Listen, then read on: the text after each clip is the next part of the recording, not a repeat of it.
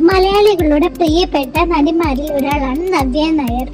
ദിലീപിന്റെ നായികയായി ഇഷ്ടം എന്ന ചിത്രത്തിലൂടെയാണ് നവ്യ നായർ സിനിമാ രംഗത്ത് എത്തിയത്. സിനിമ വെള്ളിത്തിരയിൽ നിൽക്കുമ്പോഴാണ് വിവാഹം. ഒരിക്കലും മാനസികമായി പ്രിപ്പയർഡ് ആയിരുന്നില്ല വിവാഹത്തിന്. അച്ഛന്റെ അമ്മയുടെ നിർബന്ധത്തിന് ഞാൻ വിവാഹം കഴിച്ചതാണ്.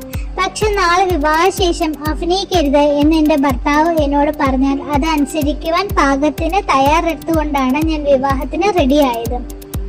നീ നിന്റെ ടാലന്റ് നശിപ്പിച്ചുകൊണ്ട് എന്റെ കാര്യങ്ങൾ മാത്രം നോക്കിയിരുന്നാൽ മതി എന്ന് ഞാൻ പറയില്ല. അത് വല്ലപ്പോഴും ഒന്ന് പോളിഷ് ചെയ്യണമെന്നാണ് അദ്ദേഹം പറഞ്ഞത്.